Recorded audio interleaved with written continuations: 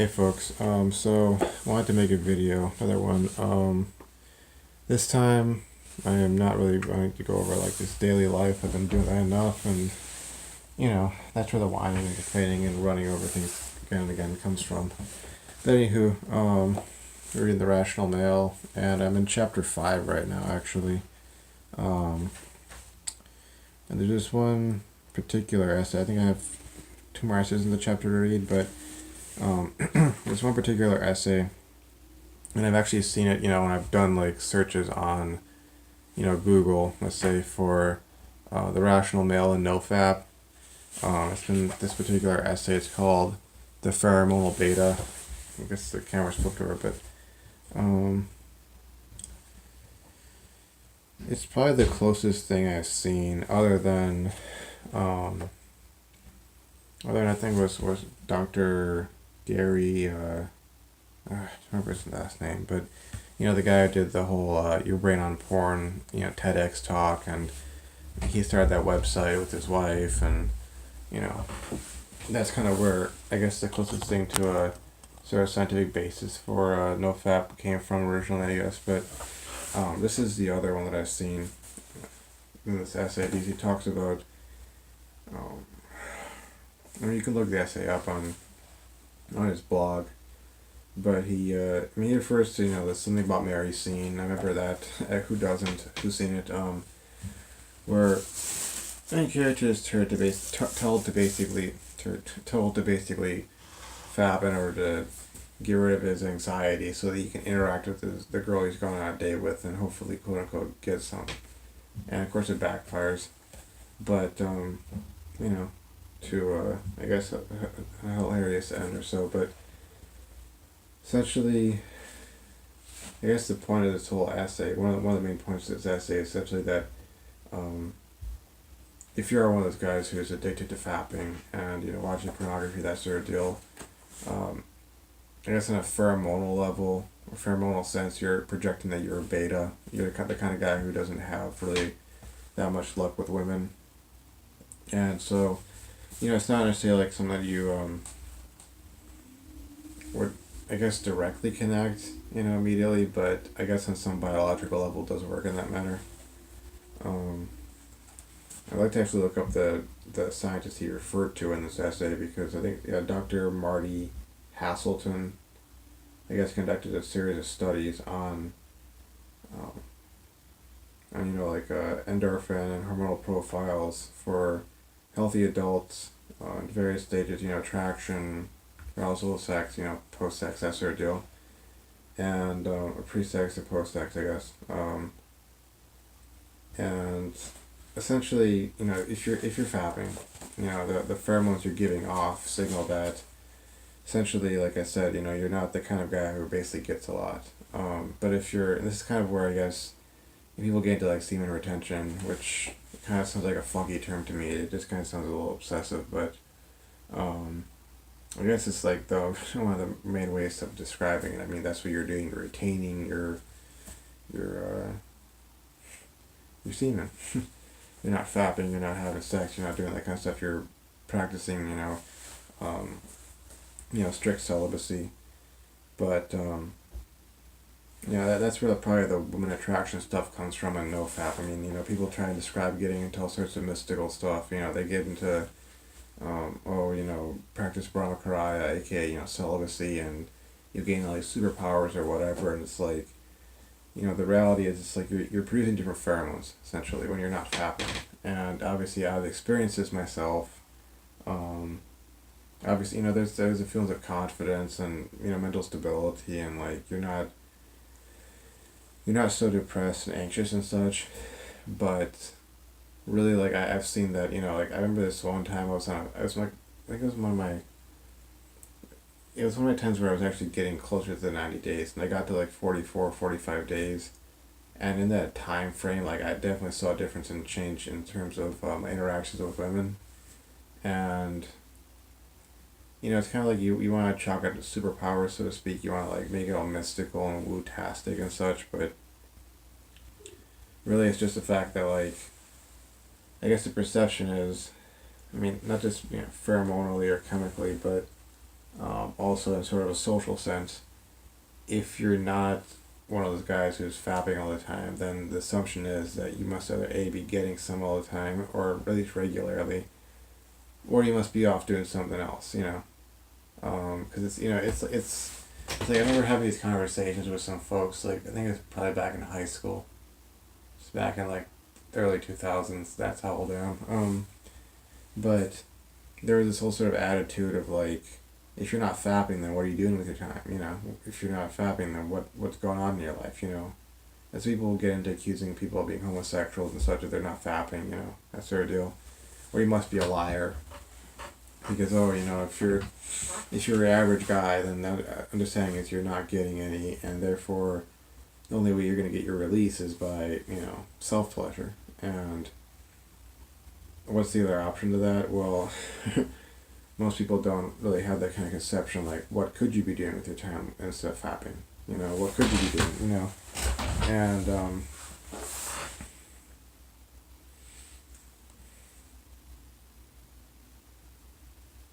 and I guess another point he made in this one that I wanted to also discuss was that I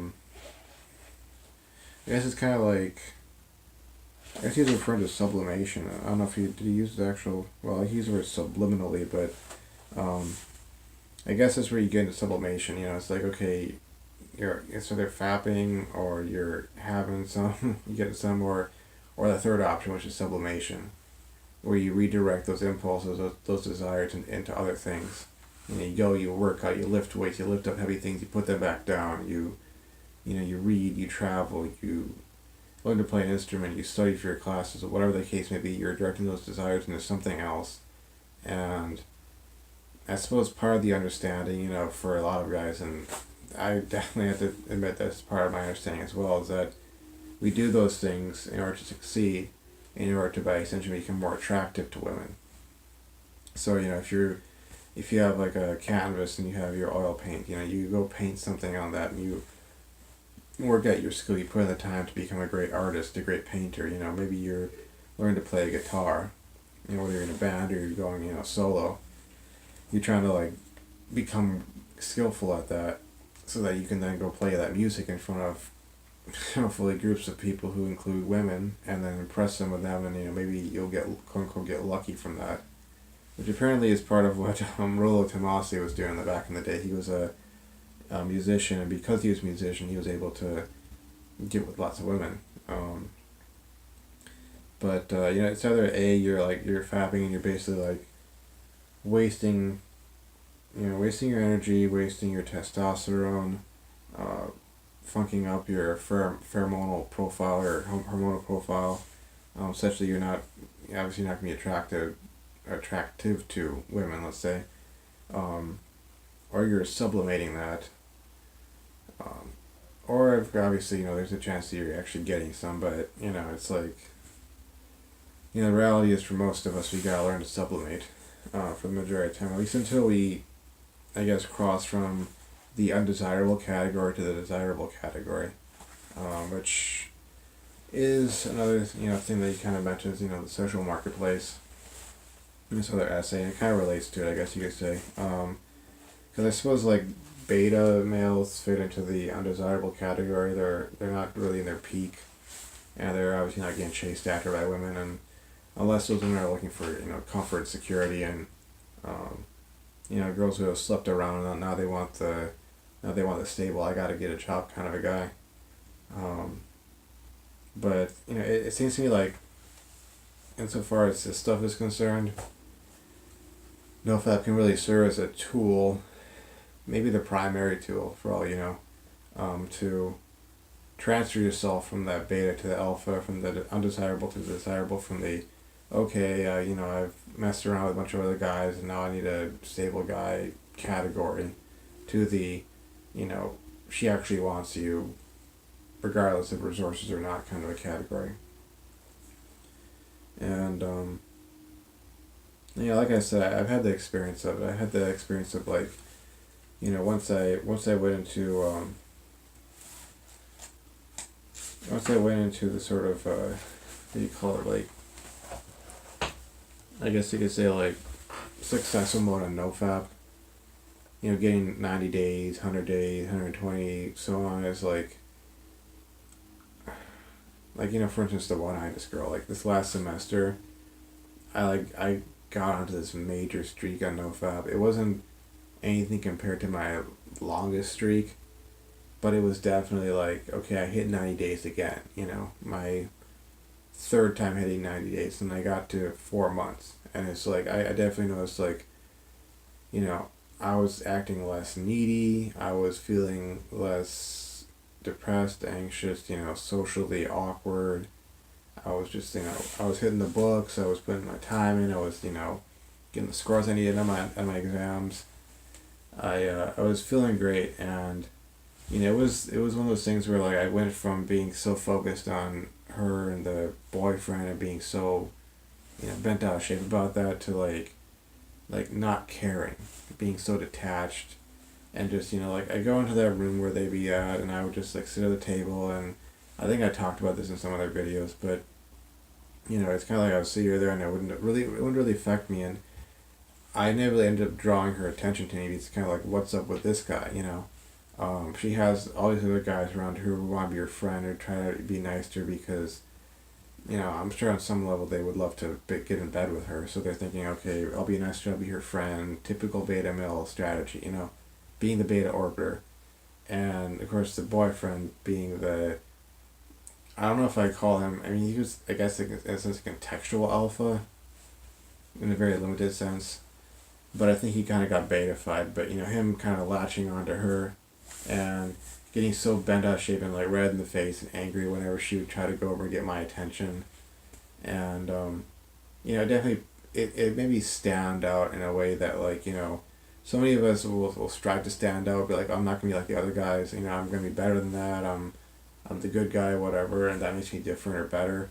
But, ironically enough, by like acting like I didn't care and being so focused on something else, you know, and actually doing well at it, it it caused me to stand out. It was like, well, what's up with this guy? Why, you know, he was so bent out of shape before. What happened? You know, how do I get him back to be bent out of shape so I can, you know, um, gain my sort of pleasure from, you know, messing with him. You know, because I wasn't giving her my attention basically.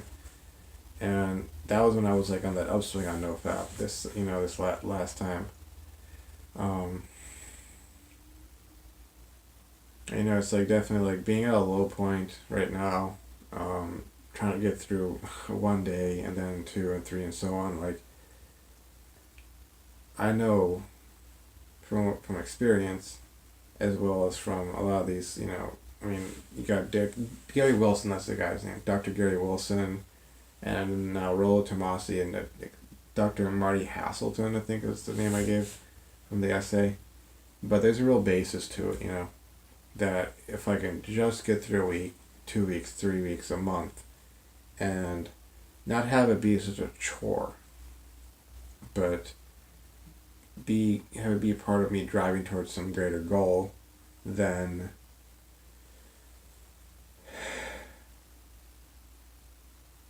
I know I'll start producing results. Yeah. I'll start giving off more of that alpha feel to myself, so to speak. And I've experienced it in the last few weeks. I mean, you know, since I was demonstrating, you know, a sound knowledge of thermodynamics and, you know, actually like having my head in the game and, you know, um, being relatively well versed in, or, you know, at least on top of where we were at in the coursework, you know, girls were coming out to me and asking me for help and wanting to talk with me and, you know, praising me, you know, oh, you must have an A in this class, you must be da da da da, you know, and I'm passing, but I would say I have an A. Maybe after the curve I'll have a B, B plus, maybe an A minus, who knows, but definitely had a better handle on things and was able to help folks out. And, you know, I was doing it with a very light touch. I wasn't going out of my way, you know, so to speak. But, you know, I could definitely see, like, take that approach, get on the NoFap streak, get going on it, get so many days under my belt. It'll have its results, you know, and, you know, I will feel good about myself internally, but it's definitely nice. Definitely amplifies things if you get some positive feedback from your environment and the folks around you. But I just wanted to talk about that for a bit. The more I get into reading this book, like I wish, and I know so many other folks have said this stuff in the past, but I wish I had had this book at least a few years ago, and I'd known about it, and I'd read about it, and I could have just thrown so many things, that I had in my head that were holding me back and tripping me up. I could have thrown them out the window, you know, because there's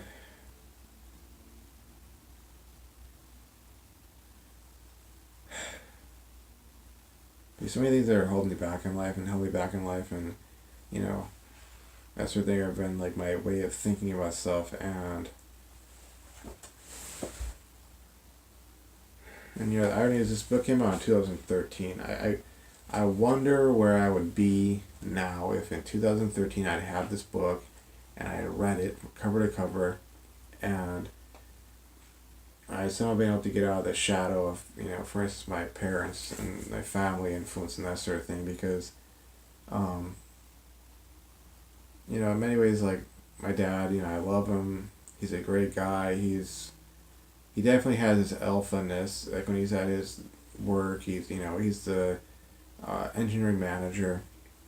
So he's like, it's like him, then the director, then the VP, and then it's like the president and CEO. So he's like, he's like right in the cusp, right, upper management. He's right, like the guy who connects upper management to the average Joe engineers.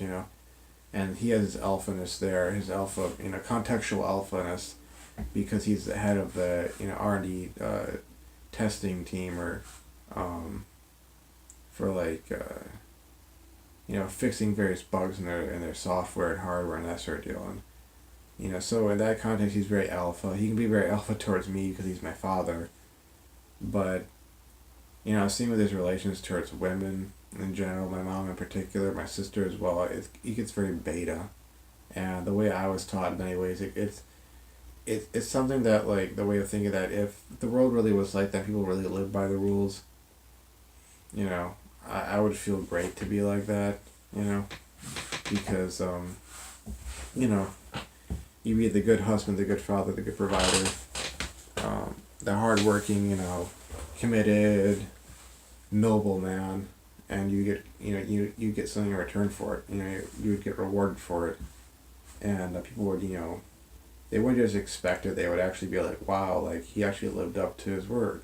He has integrity. Wow, let's respect that. But, folks don't really respect it apparently. At least that seems to me. And with that in mind, it's like I'm having to, to borrow Yoda's expression, I have to unlearn what I've learned, and it's just like I feel that if back in 2013 I'd known about this, because I remember what was going on in 2013 in my life with women, and I was still recovering from 2 years prior to that, to this huge like fiasco, and then I had another situation happen, and it's like then it was like 2014 I met the current long distance girlfriend, and I don't know, like I wonder would I have gotten into that relationship if I had this book, if I had read that and actually been able to digest it and throw off the shackles, my father's influence, would I be like that? Would I have ended up with her? Because to kind of segue off of this, it seems like my LDR in many ways has been, and it's not like I'm not gonna blame her. I do love her, and seems like she loves me. She does, but it oftentimes feels like I went into that to avoid having to go through certain things that would force me to change, and then maybe this one-itis girl and I would have been together, and it wouldn't be one-itis anymore. It'd just be my girlfriend, and I would have all those things. But that's not how it is. I gotta deal with life the way it is, as opposed to the way I would want it to be.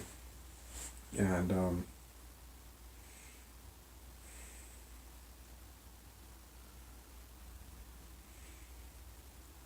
And as I read this, I get further into this, and I love having this book. I love having all three of his books because it gives me something to pour those frustrations into in terms of reading and kind of having a sort of internal dialogue and stuff to actually talk about when it comes to the sort of this subject in life. But so much of my struggles, other than just like my mental schema, trying to change them through reading books like this, having this YouTube channel, making my efforts in my day-to-day life, trying not to whine and complain as much, has really been about getting out from a certain person's shadow and really redefining myself as I'm supposed to be, as I need to be in order for me to become accomplished and happy and fulfilled and successful and that sort of stuff. And it's definitely something other folks go through. It's not just myself. Me sitting here vlogging in my room. I know there are other folks who are sitting in their rooms vlogging and talking about their lives and their struggles and whatnot. But I guess it's better late than never, and better to be in my 30s than in my 40s and trying to do something like that, because right now, most folks, if they see me on the street, they think I'm in my early to mid 20s, and I'm 31. So definitely got that advantage, so that at least in terms of looks, I can kind of combine my youngish looks with a sort of wizened mind, I guess. Maybe a bit cynical, maybe a bit jaded, maybe a bit anxious and such, but world weary, but definitely a little bit more developed than I was in my 20s. So, but yeah, definitely recommend this book. I mentioned it previous times, but to be honest, like,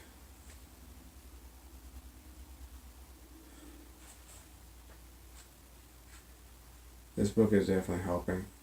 So, anywho, read it. The Pheromonal Beta is definitely the essay that, as far as NOFAP is concerned, that's sort of the thing to me that explains the NOFAP superpowers, in terms of women attraction. It's something that's like, it's more scientifically, empirically explained, something that I guess folks have known for thousands of years. That's why so many guys would practice semen retention. It wasn't because they knew that, my hormonal profile will be thus and such, and therefore I'll attract these girls. They would explain it some other way. But they knew that they were pursuing their kundalini, or they had Shaktipat and they were pursuing the effects of that, or their ruch, their spirit, they're preserving that, or so their ruch being preserved attracted the attentions of women because of some spiritual cause. But yeah, guys might want to look that up if you haven't read the book. The Rational Male. Look up the essay in particular, the Pheromonal Beta, and take a look at that. And eventually I will get my hands on Dr. Marty Hasselton's study or studies, and read up on that. So, anywho, that's it for me right now. I really hope this video has actually been informative as opposed to my other ones. So anywho, I'll see you around, folks. Bye bye.